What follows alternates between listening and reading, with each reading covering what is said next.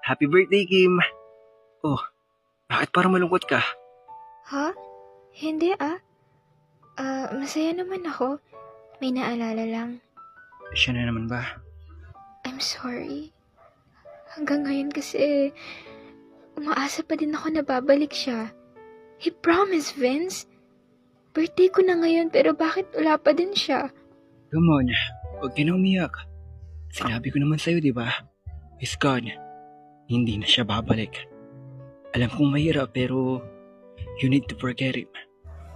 I just can't, Vince. Sus, huwag mo na nga isipin yan. It's your birthday. Dapat masaya ka lang. Yes, it's my 19th birthday. Ako nga pala si Kim at siya naman si Vince, ang best friend ko. Actually, may boyfriend ako. My first love and everything. Halos 2 taon ko na din siyang iniintay na bumalik. Kaso hanggang ngayon wala pa din siya. Sabi niya sa akin pupunta daw siyang States para dun mag-aral ng 1 taon pero 2 years na wala pa din siya. Niwala man lang kaming communication simula nun pero kahit nagmumukha na akong tanga kakaintay nag-iintay pa din ako kasi mahal na mahal ko siya. Kim, kanina pa kaya kita tinatawag. Ready ka na ba? Ha? Ready saan? Surprise ko! Tara na! Sumakay kami ng kotse papunta sa lugar na di sa akin pamilyar.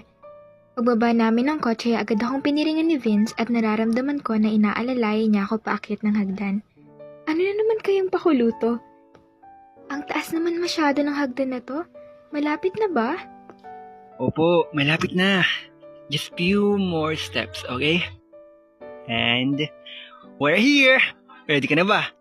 Kanina pa ako ready eh.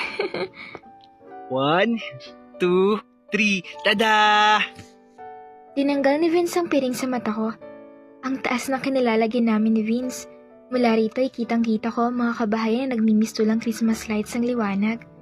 Kaya pala gabi niya ako dinala dito dahil ang ganda ng view. May nakaset na tables and chairs sa lugar na yon na may mga pailaw din. Sobrang manghang-mangha ako sa mga tanawin.